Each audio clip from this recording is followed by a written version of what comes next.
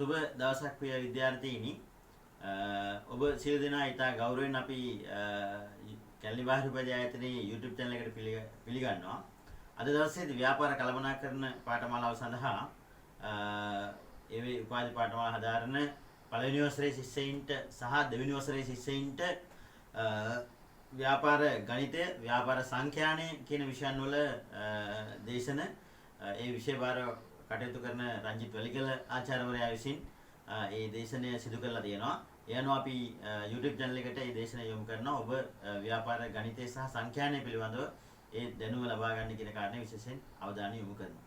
DRR වැලිකල Kelani බාහිර උපාධි ආයතනයේ සේවය කරනවා. ගණිත උපාධිය, සංඛ්‍යාන විද්‍යාව විශේෂ උපාධිය මට තියෙනවා. පටල්ලි ආයතනයේ පළවෙනි අවුරුද්දේ ගණිතය කරනවා. දෙවන අවුරුද්දේ සංඛ්‍යාන විද්‍යාව කරනවා. තුන්වෙනි අවුරුද්දේ සංඛාර පරීක්ෂණ නැමැති විෂය කරනවා. දැන් සාමාන්‍යයෙන් අපි බැලුවොත් පළවෙනි අවුරුද්දේ ළමයි ගියා. ඒ අයට තියෙන පාඩම් මතුවේ. මාතෘකා අතුවේ. ඊටම වැදගත් මාතෘකාවක් තමයි මුදල් ගණිතය. තව සිංහලෙන් කියනවා නම් මූල්‍ය ගණිතය. ෆයිනෑන්ෂියල් ඇරිත්මැටික්. මොකද අපි හැම වෙලාවෙම බැංකු සමග ගනුදෙනු කරනවා. අපි විතරක් නෙමෙයි. මක්කේනම බැංකු සමග ගනුදෙනු කරනවා. බැංකුවේ මුදල් තැන්පත් කරනවා, බැංකුවෙන් ණය ගන්නවා, බැංකුව අපේ මුදල් වලට පොලි ගෙවනවා, අපි ගත්ත මුදල් වලට පොලි කපනවා. මේ දෙකම සිදු වෙනවා. ඒ නිසා මේ මුදල් ගණිතය ටිකක් වැදගත් ස්ථානයක් ගන්න අතර ළමයින්ට පොඩ්ඩක් මෙය අපහසු පාඩමක්සේ මට හැඟිලා තියෙනවා. ඒ නිසායි මම මේ පාඩම ආරම්භ කිරීමට කල්පනා කරේ. මේදී මුදල් තැන්පත් නොයෙකුත් ආකාරයකට කළ හැකියි. සමහර අය දෛනිකව තැන්පත් කරනවා සල්ලි දීලා. සතිපතා තැන්පත් කරනවා. මාසපතා තැන්පත් කරනවා. කාර්තුමේ වශයෙන් තැන්පත් කරනවා. සමහර අය මේ සතිය තැන්පත් කරනවා, සති 3ක් දීලා තැන්පත් කරනවා, ආයි සති 5ක් දීලා තැන්පත් කරනවා. නමුත් රාජ්‍ය හෝ රාජ්‍ය නොවන ආයතනවල ඒ ධර්ම තැන්පත් කිරීමේදී කිසියම් රටාවක් අනුගමනය කරන්න. මේ ඔබේ තැන්පතු මේ මාසේ අග කරන්න. ඔබේ තැන්පතු මේ මාසේ මුල කරන්න. ඒ ආකාරයට අපි බලමු කාලච්ඡේද මුල සහ කාලච්ඡේද අග මුදල් තැන්පත් කිරීමේදී ඔබට ලැබෙන වාසිදායක තත්ත්වය. ඒතර මේක මුදල් ගණිතයේ යටතේ තියෙන සාමාන්‍යයෙන් හතරවන පාඩම ලෙස නම් කළා. මුදලත් අපි සාමාන්‍යයෙන් වෙන්නනවා P වලින්. P කියන්නේ ප්‍රින්සිපල් කියන ඉංග්‍රීසි අකුර. විජුවල්පති නෙමෙයි. මුල් මුදල ඉංග්‍රීසි අන්තිම පද ගුණේ වෙනසක් තියෙනවා. PAL පැල් විදුහල්පති, PLE පල් මුල් මුදල. ඊළඟට අපිට මුදල් වලට පොලි ගෙවනවා. ඕනම බැංකුවක තියෙන පොලි අනුපාතිකය. මේ පොලි අනුපාතිකයේ ඉංග්‍රීසියෙන් කියන්නේ rate of interest නිසා අපි simple R වලින් පෙන්නනවා. simple R. එතකොට මේ මුදල් වල තැන්පත් කරන්නේ කොතරම් කාලයකද? ඔයා අවුරුද්දක් තුළ මාස වලින් තැන්පත් කරනවා.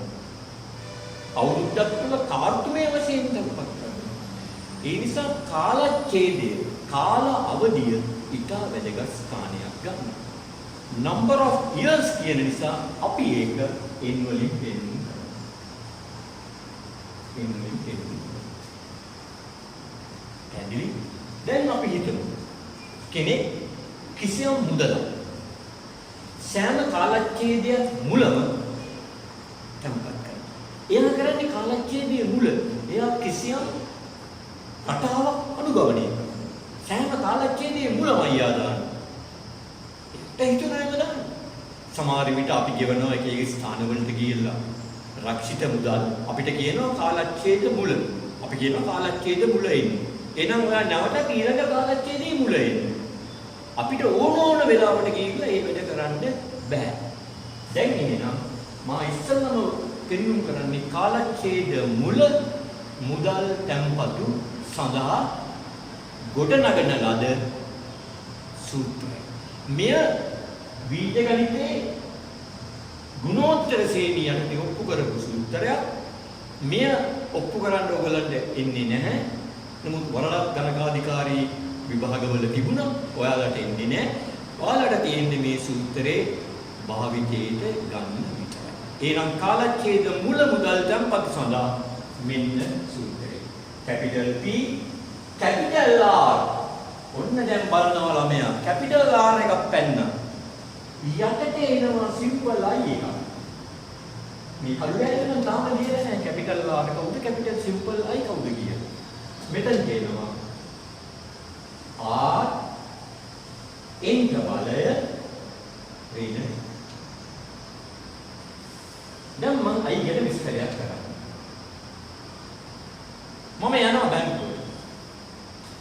ගිහිල්ලා ඉන්නේ පළමු ලිපිකරුවයි ආනෝ මම ඔයගොල්ලන්ගේ මේ සේවින් account වලට සාමාන්‍ය තැන්පතු වලට පොලිය කීයද? මාත් අපි සාමාන්‍ය තැන්පතු වලට 108ක් ගෙවනවා. 108ක්. ඔන්න මම දැන් මේක කළුල ඇවිල්ලා. එතකොට කවුරුත් දන්නවා මේකේ අර්ථය. 100ක් දැම්මොත් මහත්තයෝ ඔබ දැන් ලිපිකරු කියන්නේ ඔබ 100ක් දැම්මොත් අවුරුද්ද අවසානයේ ඔබට රුපියල් 8ක් ලැබෙනවා. ඒ කියන්නේ ඔබට ලැබෙන පොලිය, ඔබට ලැබෙන ආදායම, ඉන්ට්‍රස්ට්, ඔබට ලැබෙන පොලිය, ඉන්ට්‍රස්ට්. එහෙනම් 8 කියන්නේ I යට sorry 8 කියන්නේ R යට C. 108ක පොලියක් තියෙනවා. මේ ඉන්ට්‍රස්ට් එක ඉන්ට්‍රස්ට් කියන්නේ සිම්පල් I. දැක්කද I ගත්තේ? ඉතාලිස්. අපි හිතමු NSB බැංකුවේ ගෙවනවා 110. උදාහරණයක් ගන්න. 10 කියන්නේ R 100ෙන් බෙදුවාම 0.1යි ඒක තමයි ඉන්ට්‍රස්ට්.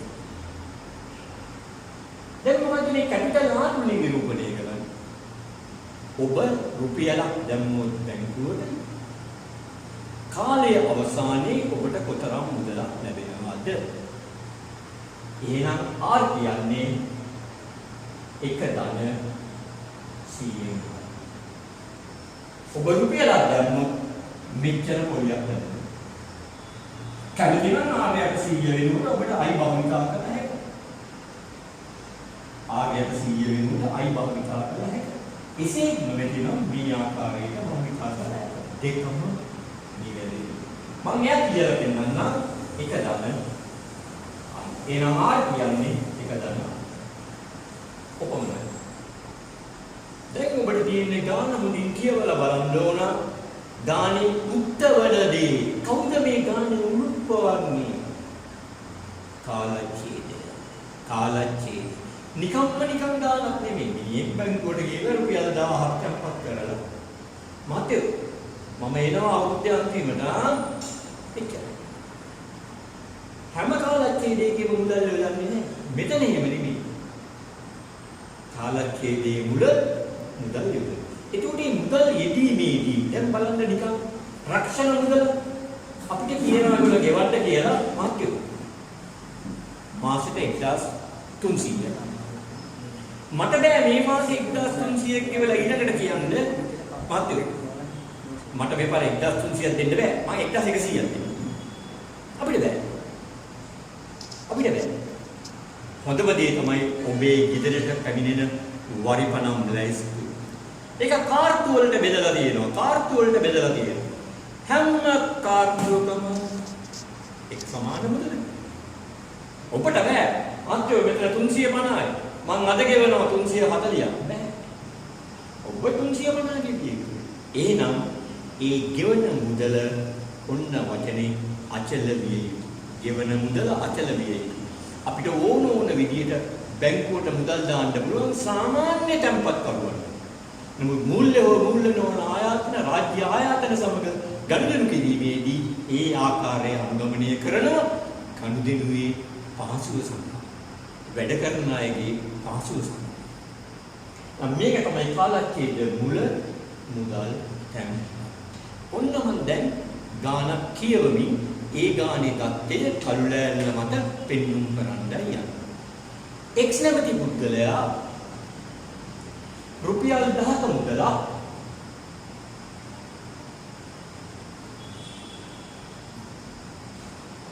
සෑම මාසයක් මුලදීම නැවතත් සෑම මාසයක් මුලදීම ගිණුමක තැන්පත් කරයි. එහෙනම් මේක තමයි කීපය. තේරුණාද? බැංකුව ගෙවන පොලිය අපි හිතමු 100%. ඒ වාර්ෂික පොලියා ඕන බැංකුවකට ගිහිල්ලා ඕගොල්ලෝ හැවුවොත් පොලිය කීයද කියලා ඒගොල්ලෝ කිව්වොත් 18යි කියලා වරද්ද ගන්න එපා. ඒ වාර්ෂික පොලියයි. එයා පුද්ගලයා කල්පනා කරනවා සෑම අවුරුද්දකම රුපියල් 10 ගානේ මෙයා දානවා. සෑම අවුරුද්දකම හැම මාසයක් පාසාම රුපියල් 1000 ගානේ මුදල් තැන්පත් කරනවා. අවුරුද්දක් තුල මේ මුදල් තැන්පත්. එහෙනම් එන් කියන්නේ ඩොලර්. ඇයි? අවුරුද්දක මාස 12. දැන් හරි. P කියනවා, R කියනවා, N කියනවා. දැන් ඔයාලා සූත්‍රය ලියලා ඒක දිහා බලනවා. P නම් හරි. එක නම් කොහොමද හරි. එනුත් හරි. කැපිටල් R කැපිටල් I නේ අපේ ළඟ. කොහෙන්ද? සිගරට් $10යි.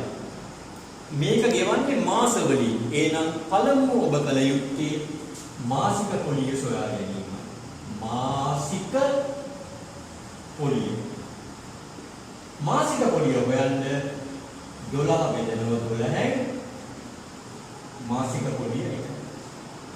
එක මාසයකට රුපියලක් ගෙවනවා. ඒ වාර්ෂික පොලිය 12යි මාසික පොලිය 1යි.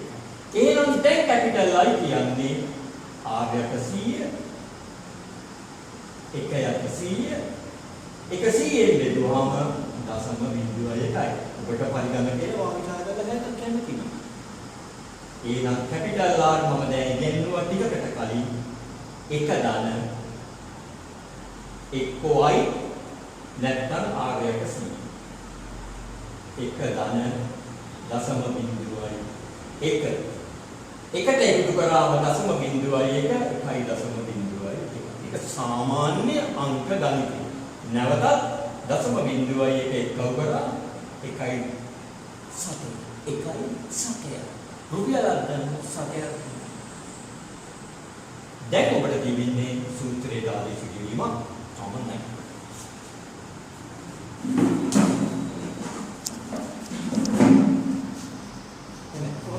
නවත්තන්නද? P 10යි R 1.01යි I 0.01යි 1.01යි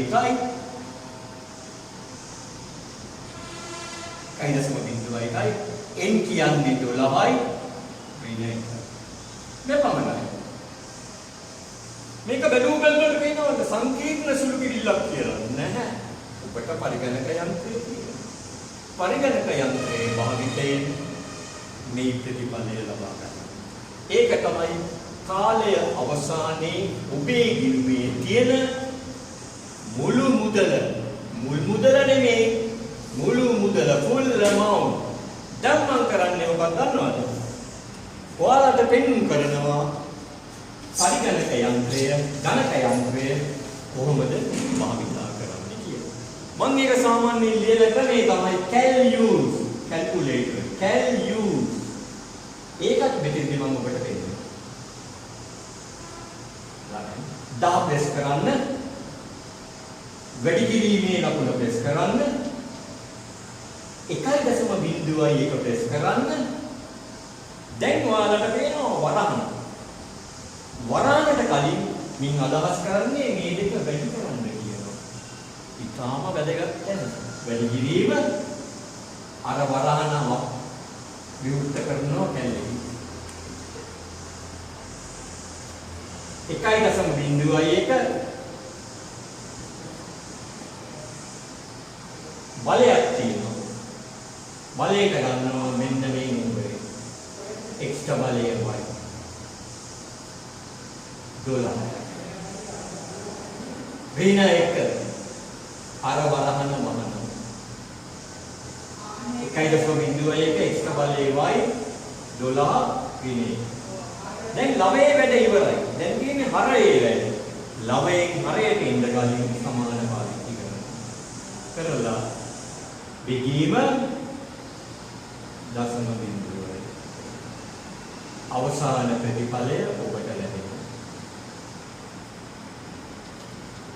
අවසාන ප්‍රතිඵලය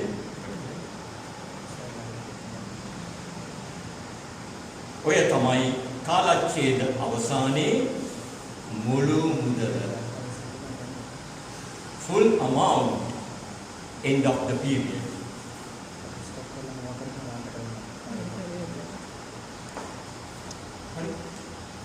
ඉවරද?